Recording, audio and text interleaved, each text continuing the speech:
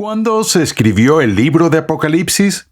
¿Qué pasaría si no fue escrito en los años 90, sino que fue escrito antes de la caída de Jerusalén?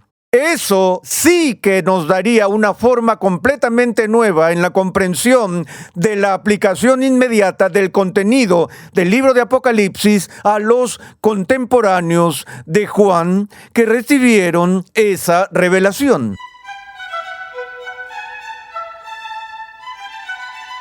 Bienvenido nuevamente a Renovando tu Mente con el Dr. R.C. Sproul, mientras continuamos con el 8º episodio en la muy edificante serie titulada Los últimos días según Jesús. Sin duda, el libro de Apocalipsis es difícil de entender. Temas como el anticristo, el milenio y muchos otros son objeto de fuertes disputas entre los maestros de la Biblia hoy en día. Pero hay un asunto que parece pasarse por alto en nuestra búsqueda de señales del fin de los tiempos.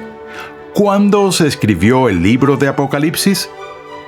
Pasemos de nuevo al salón de clases a escuchar al Dr. R.C. Sproul mientras se explica la importancia de fechar correctamente el libro de Apocalipsis cuando buscamos comprender la destrucción del templo en el año 70 después de Cristo. Con seguridad, cualquier estudio de escatología del Nuevo Testamento y cualquiera que esté interesado en lo que la Biblia enseña con respecto al futuro, ese interés lo llevará de forma inevitable a considerar el contenido y la importancia del último libro del Nuevo Testamento o el libro de Apocalipsis. No creo que haya ningún libro en la Biblia que haya sido sometido a más escrutinio que ese libro y sobre el cual haya una diversidad más amplia de interpretaciones que con respecto al libro de Apocalipsis. Y parte de la razón para eso, por supuesto, es la naturaleza misma del tipo de forma literaria que encontramos en él. Es tan imaginativo y simbólico, con todo tipo de imágenes gráficas que a veces nos parecen tan extrañas. Pero hay un tema apremiante sobre el libro de Apocalipsis que es ampliamente ignorado entre los cristianos. Y me refiero a la pregunta de cuándo se escribió el libro.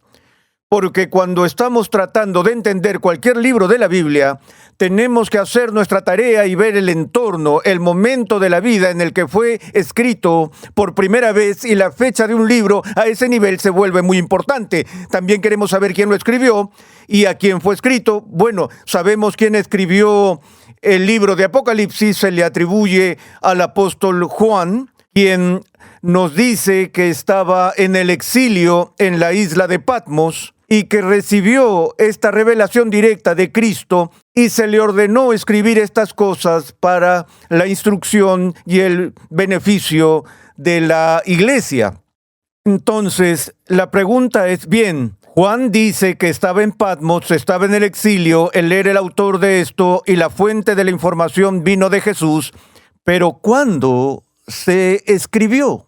La posición preterista moderada es, por supuesto, como hemos visto, que todas estas cosas que Jesús predijo que sucederían dentro del marco de tiempo de una generación, de hecho sucedieron coincidentemente con la destrucción de Jerusalén en el año 70 después de Cristo. Ahora, la pregunta es, ¿qué relación tuvo el libro de Apocalipsis con esta teoría? Eso es lo que es, una teoría, no es una afirmación dogmática de mi parte, quiero aclarar eso. Solo es una postura de la comprensión de estas preguntas difíciles. Bueno, el informe mayoritario en los estudiosos del Nuevo Testamento durante mucho tiempo ha sido que el libro de Apocalipsis fue escrito durante la década de los 90. Quizás durante el reinado del emperador Domiciano, lo que lo habría hecho aparecer mucho después de la caída de Jerusalén. Eso haría extremadamente improbable que las profecías contenidas en el libro de Apocalipsis tuvieran alguna referencia inmediata a estos eventos catastróficos que Jesús había predicho en el Monte de los Olivos. Ha habido estudiosos de renombre en el pasado que han argumentado a favor de una fecha mucho más temprana de Apocalipsis, colocándola en la década de los 60 en lugar de los años 90 después de Cristo. Cada vez que tratamos con el asunto del fechado de un libro de la Biblia, prestamos atención a dos fuentes básicas o dos áreas. En primer lugar, hablamos de la evidencia externa y luego vemos la evidencia interna. Por ejemplo, cuando vemos el libro de Romanos, empieza donde el autor dice: Pablo, llamado a ser apóstol de Dios, se identifica a sí mismo como el autor y sabemos cuándo murió y otros datos. Obtenemos cierta información de la fecha de Romanos por la evidencia interna de lo que Pablo dice sobre lo que está pasando en ese momento. Lucas habla de la infancia de Jesús y lo ubica durante el reinado de César Augusto, cuando Cirenio era gobernador de Siria, y datos así. De modo que tenemos declaraciones internas en varios libros que nos dan una pista de cuándo fueron escritos. Pero la Iglesia siempre se ha preocupado históricamente por las referencias externas. Lo que queremos decir con la evidencia externa son referencias a las obras de escritores extrabíblicos. Uno de los argumentos más formidables para la fecha tardía del libro de Apocalipsis viene a través del testimonio del padre de la Iglesia, Ireneo, que es uno de los padres más respetados de la antigüedad, porque hace una referencia específica al Apocalipsis en su libro, su famoso libro contra las herejías. De hecho, es el libro quinto de Contra las herejías. Ahora, antes de leer esta cita de Ireneo, permíteme recordarte que su obra original fue escrita en el idioma griego y que el manuscrito griego de su libro se ha perdido, pero todavía tenemos traducciones al latín. Y lo que voy a leer es una traducción al inglés, es decir, una traducción del texto en latín, que era una traducción del texto griego. Pero en todo caso, permíteme leer lo que Ireneo dice con respecto a estos eventos. Él dice, y cito: sin embargo, no incurriremos en el riesgo de pronunciar positivamente en cuanto al nombre del anticristo. Porque si fuera necesario que su nombre fuera revelado claramente en este tiempo presente, habría sido anunciado por el que contempló la visión apocalíptica. Ahora, Ireneo nació en el año 130 y murió en el año 202, así que él es un padre de la Iglesia del siglo II. Ahora, está hablando del misterioso carácter del anticristo y de las referencias apocalípticas sobre él, y dijo: si fuera necesario que su nombre fuera conocido por nosotros, que fuera claramente revelado en este tiempo presente, habría sido anunciado por aquel que contempló la visión apocalíptica. ¿Qué está diciendo allí?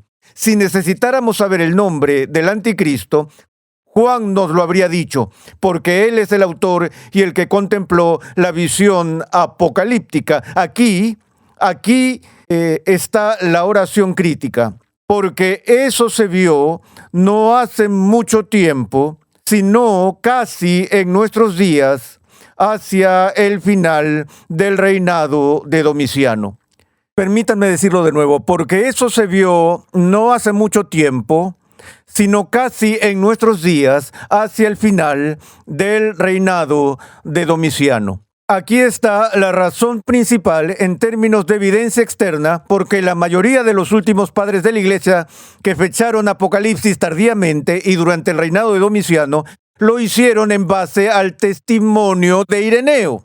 El primer vistazo a estas palabras sugeriría que lo que Ireneo está diciendo fue que la visión apocalíptica que Juan recibió ocurrió durante el reinado de Domiciano. Eso obviamente habría sido después de la caída de Jerusalén. Ahora, por otro lado, Ireneo podría estar equivocado. No es un escritor inspirado. Podría tener sus fechas y horarios mezclados.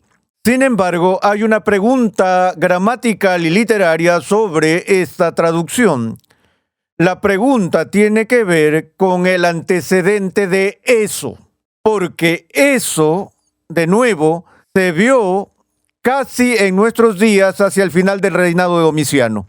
Está diciendo que la visión de Juan fue vista durante el reinado de Domiciano, o está diciendo que Juan, quien recibió la visión, llegó a vivir hasta el reinado de Domiciano. De nuevo, la historia de la iglesia indica que de todos los discípulos de Jesús, el que vivió más tiempo fue Juan. En otras palabras, si haces un análisis técnico de esta declaración, la declaración puede referirse a cualquiera de las dos cosas, ya sea que la visión que Juan recibió ocurrió durante el reinado de Domiciano o que Juan llegó a vivir hasta durante el reinado de Domiciano, el que podría responder la pregunta por nosotros sobre quién era el anticristo. Ahora, si vemos más a fondo en los escritos de Ireneo, surgen algunos otros hechos interesantes. Uno es que Ireneo mismo hace esta referencia a la cita, copias antiguas del libro de Apocalipsis. No te refieres a algo que fue escrito en tus propios días como un manuscrito antiguo. Pero si hubiera sido escrito 100 años antes de lo que él estaba escribiendo, obviamente ese título podría aplicarse correctamente como lo hace aquí. Así que hace referencia en otras partes de sus propios escritos a copias antiguas del Apocalipsis. Además, Clemente sostuvo, otro padre de la iglesia primitiva muy respetado, que toda la revelación apostólica que recibimos en el texto de las Escrituras cesó durante el reinado de Nerón. De modo que el testimonio externo de Clemente es que todo lo que se encuentra en el canon del Nuevo Testamento y toda la revelación apostólica, que incluiría el libro de Apocalipsis, había cesado con la muerte de Nerón, lo que significa que todos los documentos del Nuevo Testamento se completaron para el año 68 después de Cristo, lo que lo pondría antes de la caída de Jerusalén. Ahora, esos son algunos de los puntos clave de la evidencia externa. Hay otras consideraciones menores y no me tomaré el tiempo para entrar en ellas hoy. Doy más de esa información en mi libro. Pero no solo eso, sino que Ken Gentry ha escrito un magnífico libro sobre este tema titulado La caída de Jerusalén, en el que como parte de su tesis doctoral investigó todo esto. Trata de argumentar, y creo que hace un argumento fuerte, para la fecha temprana del libro de Apocalipsis. Pero desviemos nuestra atención ahora, al menos por un momento, lejos de la evidencia externa y veamos la evidencia interna, porque eso puede ser muy importante. Hemos estado preocupados todo el tiempo en esta serie con las referencias de Marcos de tiempo en el Nuevo Testamento. Permítanme recordarles cómo empieza el libro de Apocalipsis. El capítulo 1, versículo 1 dice lo siguiente: la revelación de Jesucristo que Dios le dio para mostrar a sus siervos las cosas que deben suceder pronto. Él la dio a conocer enviándola por medio de su ángel a su siervo Juan, quien dio testimonio de la palabra de Dios y del testimonio de Jesucristo y de todo lo que vio. Bienaventurado el que lee y los que oyen las palabras de la profecía y guardan las cosas que están escritas en ella, porque el tiempo está cerca. Una y otra vez en el libro de Apocalipsis tenemos referencias a marcos de tiempo de cercanía. Permítanme darles un resumen rápido, ya que he mencionado los eventos que deben suceder pronto. Capítulo 2, arrepiéntete, si no vendré a ti pronto. Capítulo 3, vengo pronto. El capítulo 22 habla de las cosas que han de suceder enseguida. Capítulo 22, si vengo pronto. capítulo 1, versículo 3, el tiempo está cerca. Capítulo 22, verso 10, el tiempo está cerca. Y versículo 1, 19, escribe estas cosas que han de suceder después de estas. Capítulo 3, 10, esa hora que está por venir sobre todo el mundo para poner a prueba. Los términos griegos que se usan ahí para decir pronto, cerca, por venir, todas son referencias de marcos de tiempo en el idioma que tienen un lapso de tiempo muy corto. Y resulta difícil creer que la Biblia dice aquí que tenemos una revelación que se da sobre eventos que están próximos y que van a ocurrir pronto, y que tendrás que esperar que pase luego de un periodo de más de 2000 años después de que fueran dadas esas referencias de tiempo. Así que el punto es que los contemporáneos que recibieron la primera edición del libro de Apocalipsis notan las diversas referencias en que apuntan a la cercanía radical del cumplimiento de los eventos que se están desplegando en esta profecía. Es decir, hay una razón por la cual la primera generación de creyentes tenía este sentido urgente de expectativa de la cercanía de la crisis que estaba cerca, debido al lenguaje del libro de Apocalipsis mismo, que cada vez que habla en marcos de tiempo, habla de un marco de tiempo de lo que vendría pronto. Ahora, además de eso, hay otras referencias internas a las que prestamos atención, una de las cuales es que gran parte del lenguaje de los símbolos del libro de Apocalipsis se toma prestado del templo mismo. Está repleto de alusiones al templo a lo largo del libro.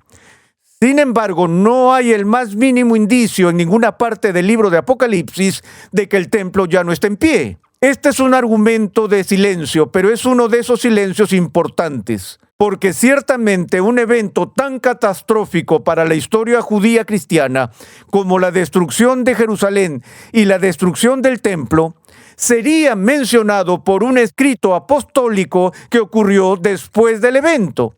Si Apocalipsis fue escrito en los años 90 y si fue el único libro del Nuevo Testamento que fue escrito después del año 70 después de Cristo, en realidad uno esperaría alguna declaración sobre la destrucción de Jerusalén, si hubiera sido un evento pasado. Pero no se dice nada. El trasfondo ilustrativo que da forma a todo el carácter y contenido del libro es de un templo presente. Está allí, todavía está allí. Pero de nuevo, ese es un argumento de silencio y no es algo que sea concluyente por completo, pero ciertamente corrobora la teoría de una fecha más temprana. Ahora, en Apocalipsis capítulo 17 hay un segmento del texto que es crítico para señalar la fecha y el momento del libro con respecto a la evidencia interna, y permítanme llamar su atención al capítulo 17, donde leemos estas palabras: y el ángel me dijo, ¿por qué te has asombrado? Yo te diré el misterio de la mujer y de la bestia que la lleva, que tiene 7 cabezas y los 10 cuernos. La bestia que viste era y ya no existe, y está para subir del abismo e ir a la destrucción. Y los moradores de la tierra, cuyos nombres no se han escrito en el libro de la vida desde la fundación del mundo, se asombrarán al ver la bestia que era y ya no existe, pero que vendrá. Aquí está la mente que tiene sabiduría. Aquí obtenemos una traducción interna o explicación de los símbolos. Las 7 cabezas son 7 montes sobre los que se sienta la mujer. También son 7 reyes, 5 han caído, 1 es, y el otro aún no ha venido.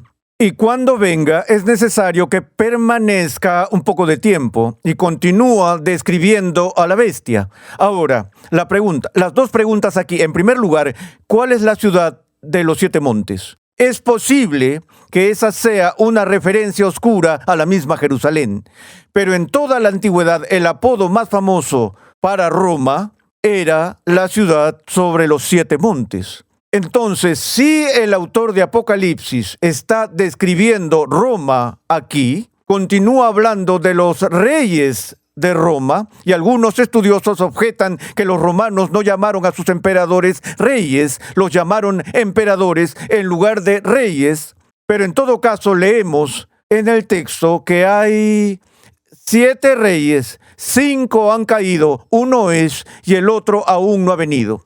¿Qué te dice eso? Te dice que el libro se está escribiendo en el tiempo del 6º rey, porque 5 se han ido, hay otro que está por venir, pero el 6º es ahora. Es decir, hay una referencia actual al 6º rey y al 6º rey que reina sobre la ciudad con los 7 montes. Ahora, la pregunta es, ¿quién es el 6º rey? Hacemos esa pregunta al decir quién es el 6º emperador de Roma. Tenemos un problema aquí. Julio César, llamado César, no recibió el título de emperador. El primero en recibir el título formal de emperador fue César Augusto. Así que si empezamos con César Augusto, sería el número 1, Tiberio sería el número 2, Calígula 3, Claudio 4, Nerón 5, y Galba sería el número 6. Recuerda que Galba duró poco tiempo y fue asesinado, pero Galba murió antes del año 70. Entonces, si Galba es el 6º rey al que se hace referencia aquí, entonces obviamente el libro fue escrito antes del 70. Ahora, algunas personas dicen que debido a la guerra civil y la rápida desaparición de Galba, su sucesor Otón y Vitelio, que esos 3 no están incluidos en la lista, no cuentan. Así que ahora, empezando con Augusto, el 6º, si omites Galba, Otón y Vitelio, sería Vespasiano, que también llega demasiado temprano. No está en los años 90, su reinado termina en la década de los 70. Hay una tercera opción, y es que empieces a contar no con Augusto, sino que empiezas con Julio César, quien, por cierto, en las antiguas listas romanas de gobernantes, él es el George Washington. Él es realmente el primero. Ahora, puedo añadir el otro problema de llamarlos reyes. ¿Recuerdas cuando los judíos fueron interrogados sobre Jesús, sobre sus aspiraciones políticas? ¿Qué dijeron? No tenemos más rey que César. Hay amplia evidencia que indica que el pueblo judío llamó reyes a los gobernantes romanos. Entonces, si empezamos con Julio César como número 1, Augusto número 2, Tiberias 3, Calígula 4, Claudio 5, ¿quién es el 6º? Nerón. Indicaría que el libro fue escrito durante el reinado de Nerón, lo que explica un montón de interrogantes con respecto a la importancia interna del contenido de este libro. En nuestra próxima sesión examinaremos el contenido del Nuevo Testamento con respecto al Anticristo.